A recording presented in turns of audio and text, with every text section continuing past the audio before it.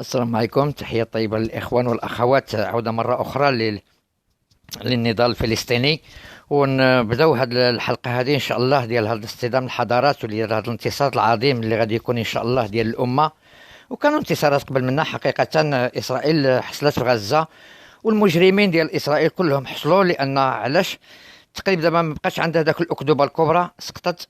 الأمة خصها تعرف، المواطن الصغير خصو يعرف، كل شيء خصو يعرف بلي أن إسرائيل من الداخل ديالها راشيه، بهذا المفهوم راشيه. ولهذا الا بغيتوني نعطي مزيان، شجعوني عفاكم وبارطاجيو معايا هذا الفيديو، وغادي نمشي معكم في التحليل، وغادي نفرجكم ان شاء الله، وغادي تفرحوا باللي ان الانتصار لنا. نعم لنا، والقدس لنا، والعداله لنا، والرحمه لنا. ماشي الا غلبنا ولا الا انتصرنا راه باش نظلموا الاخرين، حاشا لله. حنا احرار في العالم، الشعب الفلسطيني مدرسه ديال النضال. ولهذا غادي نقول لكم المسببات ديال الهزيمه ديال اسرائيل، وفوقاش بدات كتنحدر. الانحدار ديالها بدا عندما صيب اتفاقيه اوسلو، الارض مقابل السلام. اتفاق مدريد واوسلو ويريفر وغير ذلك، ودخلت كتقسم، بغات تعطي بيانات للزعماء ديالنا وكذا الى اخره. وانا براسي قلت هذه مساله يمكن تكون عادله، وربما كان عندي واحد القراءه، ولكن بعد ذلك عرفتها ما غاديش تنجح، لان العهود ديالهم ما كيكملوهاش. يعني كانوا العهود ديالهم هو 67. من بعد الاتفاقيات كلها قيدوا السلطه بالقوانين وكاعتراف رمزي. القتال اللي داروا عليهم في الكلام، وياسر عرفات رفض، قتلوه. تما تقريبا كانت النهايه ديال اسرائيل، من الاغتيال ديال الرنديسي وديال احمد ياسين وديال عيوش. تما بدات الرموز ديال الاخلاق وديال القيم وديال العلم، بدات جا واحد الجيل اللي جا متطور جدا.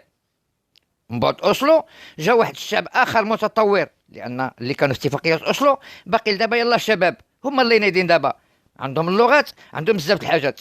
ولكن نمشيو لهذا، نعاود نرجعوا. انا بغيت نعطيكم المقومات ديال الانتصار والعناصر ديالها باش انتصرت. عاد الثقه في الله عز وجل، والثقه في الانفس ديالهم، وبانهما اصحاب قضايا، وقضيه قضيه الامه وقضيه فلسطين. يعني الوزر ديالهم كبير وكبير جدا، لان الله عز وجل بغاهم يكونوا في ذاك المحيط، وهذا شرفا لهم. كما كنشوفوا النساء ديالهم والاخوات ديالهم والاباء ديالهم ملي كيتوفى لهم شي شهيد، كيفاش كنشوفوهم مسرورين. وهذا ما يقدر يعطيها الا الايمان بالله، بان الانسان سوف يلتحق بالرفيق الاعلى. وهذه وصلوا لواحد القيم معينه ولواحد العبادات معينه، جزاهم الله خيرا. وهنا باش يبدا بان الصعوبه ديال اسرائيل، الزعماء ديال بداو كيسقطوا. منين شارون هرب من غزه حتى هو، عياو ما تسميتو، في الاخر لقى راسو خسر معارك في جنوب لبنان، خسر في غزه، طاح. هذاك هو السبب ديال سقوط اسرائيل. هاد الحربين اثنين هما وصلوا دابا 5 الحروب ولا 6 تقريبا، كان الانتصار 5، ولكن الامه باقيين كيغلقوا عليها بلي ان راه اسرائيل منتصره. راه من الداخل ديالها راه راشيه عباد الله. راه الا حنا كيخصنا، الا تقنا حنا في راسنا، هما تما صافي مشاو. انا كنتبع القنوات الاسرائيليه دابا اش تيقولوا ما نقدروش، الشعوب العربيه ما نقدروش ندخلوا للقلوب ديالها. هذا الداخل ديالهم واحد باغي ينصب على الاخر، لان مش اصحاب قضايا. لان اي واحد كيصيب البيت تما كيصيب واحد السرداب فين يهرب، فين يتخبى. مع ان حتى واحد ما هو امين، العكس ديال الفلسطينيين. هنا كنشوفوا الانسان اللي كيحب الحياه واللي كيحب القيم، حيت القيم ديال الانسان ماشي شغله في الحياه، هو الاخلاق، العباده، الوجود ديالو من اجل باش يفعل الخير. والمجرم لا، تيخصو يطول في العمر سوا باش يزيد في الاجرام.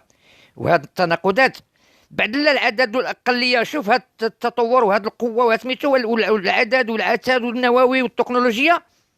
شوف الاخوان الفلسطينيين كيفاش 16 عام هما محاصرين، شوف كيفاش صيبوا ليهم. حتى من بعد الزعماء ديالنا قالوا ذاك الصواريخ عبثيه.